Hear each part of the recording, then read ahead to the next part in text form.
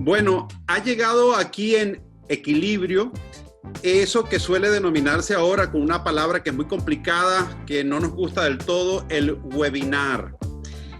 Webinar parece como que uno no va a hacer nada, pero sí vamos a hacer algo interesante para conocer mejor el tema de la emigración venezolana. Y para ello vamos a tener dos invitados de lujo. Siempre se dice invitados de lujo y uno queda muy bien porque, bueno, aunque no sean de lujo, uno dice que son de lujo, aunque en este caso lo son. Y fíjense ustedes que lo vamos a hacer además conforme a ciertas reglas, que es que sean respuestas muy cortas para darle dinamismo a este webinar. Tenemos como primera invitada a una queridísima y admirada amiga, Ligia Bolívar.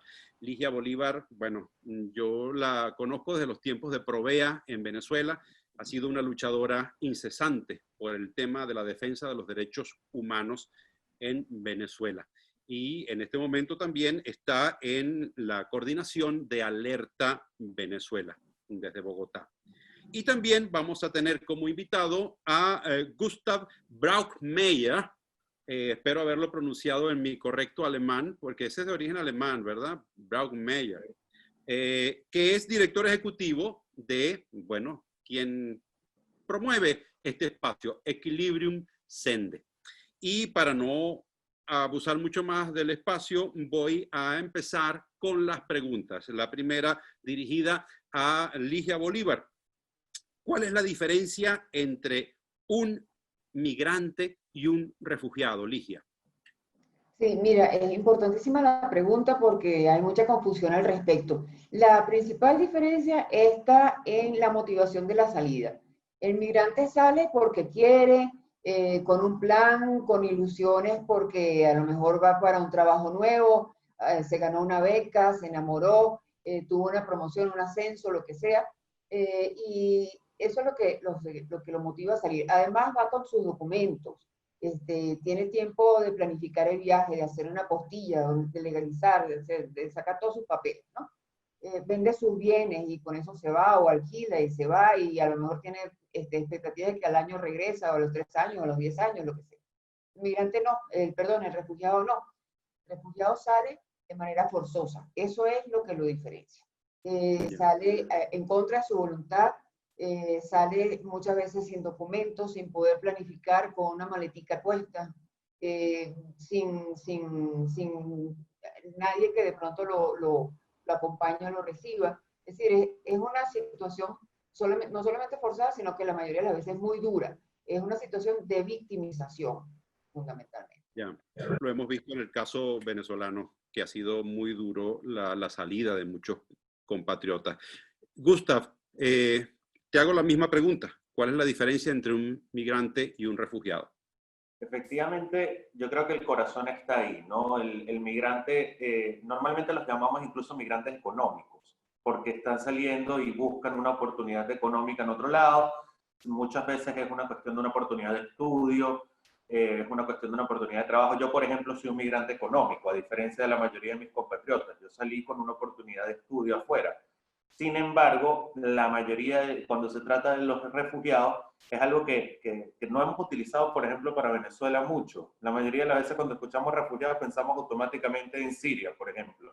Gente que está saliendo de una guerra. Pero no se trata necesariamente de salir por una guerra. Se trata por salir de un conflicto, de una violación sistemática de derechos humanos, de estar en riesgo tu vida. Y esa es al final la razón o la definición que hay detrás de refugiados. Y esto se ha definido en 1001 convenios. O sea, como todo en la ONU, a nivel internacional, siempre hay un tratado, un acuerdo, una cuestión. Y este es el caso. Está el último acuerdo que se firmó al respecto, o uno de los más relevantes, es el de Cartagena, que lo define de esa manera. Cuando hay una violación sistemática de derechos humanos, es una nueva definición que se aplica, se reconoce a la persona como refugiada. Y entonces, Ligia, nosotros los venezolanos, ¿qué tenemos? ¿Refugiados o migrantes o las dos cosas? Hay un poco de las dos cosas, se habla de flujos mixtos, pero es fundamentalmente de refugio en este momento. Ahorita que Gustavo hablaba de lo de Siria, fíjate que yo tuve tengo una anécdota con República Dominicana muy curiosa. Estaba ya con un grupo de venezolanos, exiliados, refugiados, migrantes, lo que sea, y uno de ellos me dice, yo no soy refugiado, yo no quiero ser refugiado. Y acto seguido, para tú permanecer legal de manera regular en República Dominicana, tienes que salir del país y volver a ingresar para que te sellen otra vez el pasaporte, ¿no? Entonces la opción que le estaban dando a él era regresar a Venezuela. Y él me dice, es que yo no quiero regresar a Venezuela porque yo tengo miedo. Y tú te acabas de definir como refugiado. Correcto. Sin saberlo, pero la imagen que hay es esa, de que es el tipo que va en una balsita con un bebé, con una mochilita por el Mediterráneo. No, hay muchas formas de ser refugiado. Y no son malas, todo lo contrario, pueden ser muy buenas porque te dan protección. Y eso es lo que no estamos viendo en el caso venezolano. Estamos lamentablemente desprotegidos porque no se nos está dando ese estatus, los países se están evadiendo esa responsabilidad. Entonces, bueno, arréglese como sea, como pueda, ¿no? Busque el permiso temporal, que es temporal, el refugio en cambio es permanente, mientras dure la situación que dio origen a tu vida. Claro, ¿no? claro. Entonces, ese es uno de los grandes problemas que estamos teniendo ahorita. Entiendo. Gustav, ¿qué son los venezolanos que han salido de Venezuela? Yo creo que como Ligia lo dijo al comienzo, lo refugiado, el migrante se define mucho por la causa de la inmigración, por el origen, por qué la persona sale de su país. Y el caso de Venezuela, a mi parecer, en la mayoría de los casos, sobre todo los que han salido más recientemente, se trata de refugiados. Se trata de refugiados, ¿por qué? Porque en Venezuela hay una violación sistemática de derechos humanos. La crisis política, social, económica que se vive en Venezuela ha llevado a que sea un contexto en el que no se pueden cumplir las necesidades básicas, los derechos humanos básicos. Y no voy a hablar ni siquiera de la parte política ni de la parte de persecución política, voy a hablar de la parte del acceso a salud, de la oportunidad de sostenerse económicamente, el acceso a alimentos, el poder abastecer tu casa, el tener un techo donde vivir. Esas son cosas que en Venezuela ya son difíciles para la mayoría de las personas poder garantizar, poder obtener, y el Estado no lo garantiza. Entonces, al tener un contexto, una violación tan sistemática de derechos humanos, donde las personas no pueden acceder a sus derechos en totalidad, estamos hablando de que se trata entonces de una población refugiada que sale por necesidad, no sale porque está buscando una mejor oportunidad, sino sale porque tiene que salir. Y esa es la clave en este tema, ¿no? Claro. Y Ligia, yo sé que esto es una pregunta como muy compleja para responderla en el término de un minuto, pero ¿cómo se ha desarrollado el proceso migratorio de los venezolanos? Ha sido largo. Recordemos que esto comenzó en 2002 con el paro petrolero y Chávez dijo para afuera y fue para afuera. O sea, no fue para afuera de PDVSA, fue para afuera del país porque se quedaron muchos ingenieros, o sea, gente que su única área laboral es esa y pues al no tener en Venezuela tuvieron que salir. Luego hubo otra oleada de gente que empezó a ver que la cosa se estaba complicando con lo de las expropiaciones, entre comillas, porque nunca pagaron, y decidieron poner a salvo sus empresas, sus bienes, y se fueron con su capital a otros países, ¿no? Todavía no estamos hablando propiamente de refugio, pero en el fondo sí, porque fue gente que salió obligada por diferentes circunstancias, ¿no?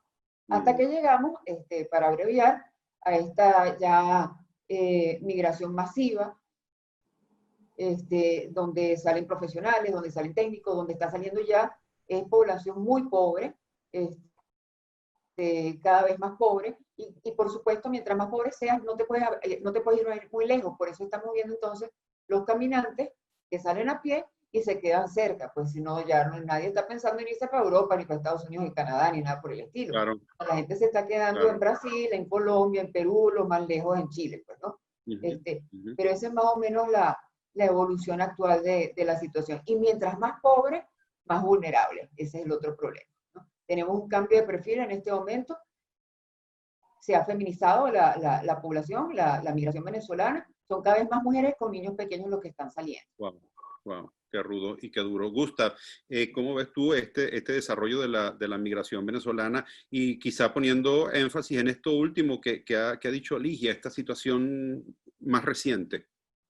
Sí, no, imagínate lo crítico que tiene que estar la situación. O sea, imagínate lo difícil que debe ser vivir en Venezuela, que es vivir en Venezuela, para que la gente decida salir caminando, lanzarse a pie, cruzar a Colombia, llegas a Cúcuta, de Cúcuta caminas un montón de tiempo, subes páramo, bajas páramo, o sea, es un recorrido nada fácil, o sea, nada fácil para que la gente decida salir a pie a llegar a Perú, Chile, Colombia, Ecuador, que son países que tampoco es que estamos hablando de que son países que tienen unos sistemas increíblemente desarrollados y con una garantía de oportunidades, no, donde sabes que vas a enfrentarte a mil y otros problemas.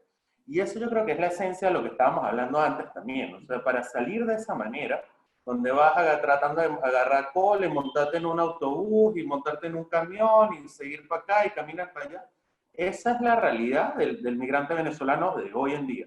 Esa es la realidad. Incluso ahora tenemos algunos que están volviendo y no porque Venezuela se haya arreglado, sino porque Correcto. realmente necesitan apoyo de familiares y amigos. Y es el mismo recorrido. Y ese recorrido va y viene. Gente que va y vuelve, que sale, vuelve, toca cancha en Venezuela, vuelve a salir. Entonces, un recorrido de esa manera es muy crítico. La vulnerabilidad que se enfrenta es realmente alta y cuando llegas al destino los desafíos siguen. Claro. No, es terrible, es muy duro lo que estamos describiendo. Y Ligia, ¿cuáles sientes tú que han sido los principales desafíos de los migrantes y refugiados venezolanos? Mira, yo resumo todos los desafíos en uno solo. El hecho de que no seamos reconocidos como refugiados, ¿ya? Okay. Eso significa varias cosas. Tú a un sirio que sale y llega a Europa, no le están pidiendo que si el pasaporte en regla, que los antecedentes penales, que lleve el título profesional apostillado, que lleve la partida de nacimiento de los hijos pasada por legalización ni nada por el estilo. Llegan como, con lo que llegan, como decíamos al principio, con una mochilita que a lo mejor lo que llevan adentro hasta se les mojó por el camino. Eso no está pasando con los venezolanos. Como decía antes, nos están tratando como migrantes y no como personas con necesidad de protección internacional. Y eso complica muchísimo las cosas, porque entonces la única opción o la principal opción que tienes es la del permiso de permanencia, el permiso temporal, el permiso especial, como se llama en cada uno de estos países que lo han implementado. Pero eso no te garantiza estabilidad ni te provee determinados documentos. Es decir, es difícil, por ejemplo, abrir una cuenta en un banco si es que tienes recursos para abrirla. Claro. El alquiler formal está fuera de tu alcance, por eso en el caso de Colombia tienes los pagadiarios y en otros países también, que es estas rentas informales de alquiler, que es lo único que está al alcance de estas personas, ¿no? Entonces, esa es una de las grandes batallas que estamos dando, por ejemplo, nosotros desde el Centro de Derechos Humanos de la Universidad Católica, es la regularización y sobre todo el reconocimiento como refugiados. Ahorita tenemos una situación espantosa, que es que se nos está incluso degradando, diría yo, al haber Naciones Unidas a través de ACNUR hecho una nueva nomenclatura para los venezolanos, ¿no? Que ahora no somos ni solicitantes de refugio, ni personas de interés, ni apátridas, ni nada de eso, ni desplazados, sino que son venezolanos desplazados en el extranjero. O sea, una cosa que uno no entiende muy bien de dónde sacar. Que no es nada, una cosa que no es nada. Gustavo, ¿cuáles son esos desafíos? Ya no saben qué nombre ponernos, ¿no? Ya ahora se inventan nombres especiales para Venezuela y es que Venezuela es especial. Tiene sentido que se inventen que no. Sin duda.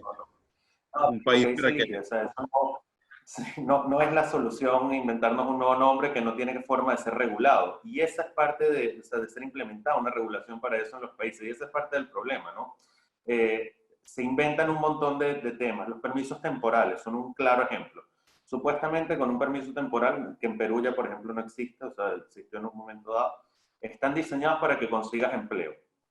Pero hay mil barreras para que eso pueda ser real. Entonces, ¿qué es lo que encontramos? Que la mayoría de los venezolanos, que en promedio son una población calificada, estamos hablando de que en promedio son más calificados que los países receptores. Alrededor de la mitad, según nuestra última encuesta, alrededor de la mitad de los migrantes en la región andina tienen educación superior, por ejemplo. Correcto. Pero nadie puede ejercer su profesión. ¿Por qué? Porque llegas al países como Colombia, Perú, que son países muy informales en su economía. Entonces, ese permiso temporal es un papel que no vas a poder utilizar para muchas cosas. De hecho, en muchos casos no puedes ni abrir la cuenta de banco. Entonces, lo que significa que no puedes conseguir financiamiento si quieres montar un negocio, un emprendimiento. O sea, te limita mucho las posibilidades de salir adelante, ¿no? Entonces, ese tema de la inserción laboral, más, o sea, que es producto de la dificultad de regularización, yo creo que es una barrera clave. Nadie ejerce su profesión, nadie puede entonces adquirir, todo se mueve en la informalidad, vivienda, trabajo, etcétera, y eso lo que te deja es una situación de vulnerabilidad muy alta, donde llega, por ejemplo, la pandemia y te quedas sin trabajo automáticamente, te quedas sin ingreso y no puedes sostener a tu familia. Bueno, Gustavo, o Gustav, el caso, por ejemplo, que se ha hecho muy famoso, que es que los venezolanos se alteran el currículum para quitar cosas, para que no sean considerados como sobrevalorados o sea, sobrecalificados, que es la palabra precisa. Ligia, ¿y qué están haciendo los países receptores sobre este problema de la migración venezolana? Mira, bastante poco. Aparte de los permisos que, como ya hemos visto, no ayudan demasiado, falta muchísimo. Es decir, son muy pocos los países, por ejemplo, que han reconocido los títulos. Ahorita en el marco de la pandemia tenemos un ejemplo favorable, que es en el caso de Perú, Argentina y Chile, reconocieron los títulos de los médicos venezolanos sin mayores trámites, ¿no? De los médicos y del personal de salud en general. En Colombia se planteó, Duque lo anunció, inmediatamente salió el colegio médico a pegar el grito en el cielo y echaron para atrás la medida. Entonces, es mucho lo que falta. En Perú al principio hubo una gran apertura, ya vemos cómo se están cerrando, cómo pusieron visas en Ecuador, en Chile, les ponen unos nombres muy bonitos, responsabilidad democrática, humanitaria, pero visa es visa, ¿no? Y claro, eso significa barreras claro, para gente que escasamente pudo reunir los 300, 400 dólares para lograr el pasaje de autobús y ahora resulta que necesita 250 o hasta 500 dólares para una visa, ¿no? Entonces, claro, son barreras muy fuertes que, repito, lo que significa es que nos están tratando como migrantes, porque todo refugiado no le puede pedir visa. Claro, y a mí no me extraña en nada, Ligia, que le pongan barreras y límites a los médicos venezolanos, puesto que los médicos venezolanos son realmente excelentes. Uno de los orgullos que nosotros tenemos es la calidad de nuestros médicos, que uno cuando está lejos de Venezuela extraña mucho los médicos venezolanos. Gustavo, yo no sé, bueno, los tres estamos fuera de nuestro país, como eso, ¿no? Como sí. Yo sigo haciéndole consulta a mis médicos en Venezuela, yo tengo medicina aquí, pero yo sigo, gracias a Dios tengo los teléfonos de ellos y para cualquier cosa uno llama para allá. No, Ligia, yo también, yo incluso cuando voy a consulta en Venezuela, yo hasta me desnudo frente al computador para que el médico me vea, o sea, yo no tengo problema con eso. Y Gustav, ¿cómo ves tú lo que están haciendo los países receptores? ¿Será que es eso? ¿Será que nuestros profesionales están demasiado calificados y le da miedo a los países receptores incluirlos, ¿no? Yo creo que lo que están haciendo los países receptores se queda corto, de todas maneras. Y creo que hay dos razones, o sea, hay dos factores también importantes a tomar en cuenta, ¿no? Uno es, vivimos en una región muy populista.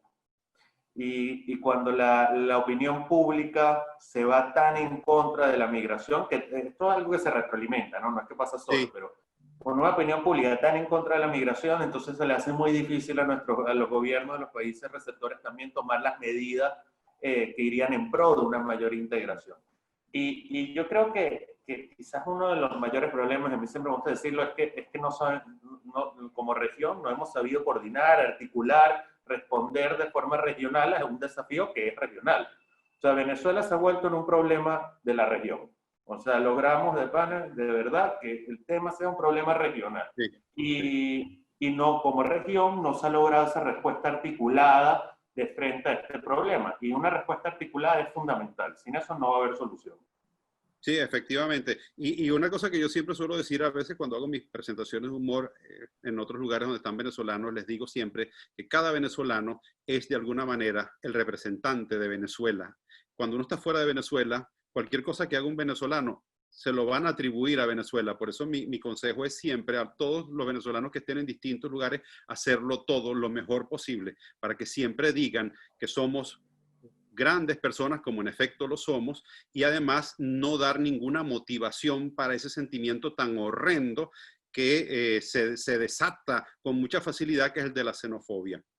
Hemos hablado mucho de las cosas o algo de las cosas que no están bien, pero yo quisiera que cerráramos, Ligia, con qué recomendaciones se le podrían dar. A lo mejor nos está escuchando alguien, representante de alguno de los gobiernos de los países hermanos. ¿Qué se puede mejorar? ¿En qué pueden actuar para mejorar la situación? Sí, mira, una de las cosas que hay que tener siempre en cuenta es que más del 80% de los refugiados del mundo están en países del sur, ¿ya? La gente tiene la idea, y los gobernantes tienen la idea, de que este es un asunto que, bueno, que el tema de los sirios lo pueden manejar muy bien los europeos porque son europeos, ¿no? Pero no, resulta que la mayoría de los refugiados se quedan en los países limítrofes, se quedan cruzando la frontera, ¿ya? Entonces, una de las primeras cosas que hay que tener en cuenta es esa, que hay experiencias y que es posible tener unas políticas de acogida y de integración, aunque tú no tengas muchos recursos. Es mejor, es más, precisamente porque no tienes muchos recursos, lo mejor es integrar al sistema productivo, al sistema económico de tu país, a estas personas que vienen de afuera. En el caso de América Latina, yo siempre pongo el ejemplo de Costa Rica porque me parece que es extraordinario y es de la región, para que no digan que es de más allá. Y es que Costa Rica lo aprendió desde la época de las guerras en Nicaragua, cuando aquel país se llenó de nicaragüenses, ¿no? ¿Y qué hizo Costa Rica? Bueno, precisamente por ser un país pobre, con recursos limitados, mejor dicho, lo que hicieron fue establecer políticas de integración de la población nicaragüense. Y esas políticas todavía existen hoy en día y se han aplicado para los venezolanos. Entonces tú tienes situaciones donde el solicitante de refugio venezolano o de cualquier país, en Costa Rica, inmediatamente que solicite refugio se le dan dos cosas: carnet de seguridad social y carnet para trabajar. Ya con eso, mira, te abrieron 1000 puertas, pero no conformes con eso, tienen un programa de estímulo a las empresas para que incorporen en sus nóminas a refugiados. Y a final de año o una vez al año hacen una premiación de las empresas que han cumplido mejor con esa política. Entonces, eso es lo que deberíamos tener en otros países de la región. E insisto, no estamos hablando de Europa, estamos hablando de Costa Rica. Sí. Bueno, Ligia, a eso, parafraseando nuestro himno nacional, casi que podríamos decir, seguid el ejemplo que Costa Rica dio. Así es. Y Gustav, ¿qué recomendación harías tú? Yo creo que todo va por ahí, ¿no? Va hacia la apertura, y una apertura con articulación regional. Yo viví un tiempo en Alemania trabajando justamente en temas de recepción de refugiados sirios, ¿no? El gobierno del estado donde yo vivía, ¿no? ¿Y sabes cómo funciona en Alemania? En Alemania básicamente ellos dicen, ok, ¿cuántos sirios vienen? Ok, viene 1 millón de sirios. Listo, sacamos el número, y como son alemanes, todos organizados. Entonces dicen, ok, ¿cuáles son los estados con más población? Este y este. ¿Cuáles son los estados que más plata tienen? Este y este. Ok, estos son los estados que más fácil van a poder acoger a esta población refugiada. Y empiezan un sistema de redistribución dentro del país. Entonces, imagínate lo organizados que son. Trataron de hacerlo en Europa, pero por supuesto que los griegos, los italianos, no, a algunos otros no les gustó tanto la idea. Pero es difícil, ¿eh? Pero ese es el tipo de cosas que tenemos que estar pensando hacer. O sea, obviamente hay 1000 brechas que llenar en la región latinoamericana en cuanto a profesionales, mano de obra, gente que esté lista para echar para adelante. Entonces, tenemos que empezar a pensar en cómo podemos ayudar a los venezolanos a llegar ahí. Que no de los 900.000 que hay en Lima, que no 800.000 terminen en Perú, que no 800.000 terminen en Lima. Tenemos que buscar esa redistribución, y ahí están las oportunidades, creo yo. Correcto. Oye, a mí me ha encantado mucho este webinar que hemos hecho, porque creo que ha generado una reflexión. La ha generado en mí, y supongo que en quienes nos están escuchando también.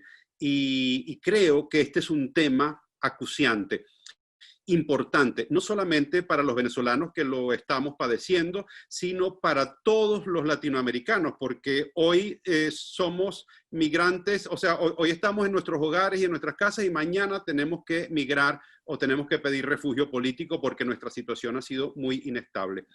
Ligia, Gustav, muchísimas gracias. Creo que debo además agradecerles a ustedes todo lo que hacen por la defensa de la gente que pasa dificultades, de nuestros paisanos que están siendo obligados a irse a otro lugar lejos de Venezuela. Muchísimas gracias a ustedes y bueno, hasta aquí esta conversa. Bueno, muchas gracias y buen día.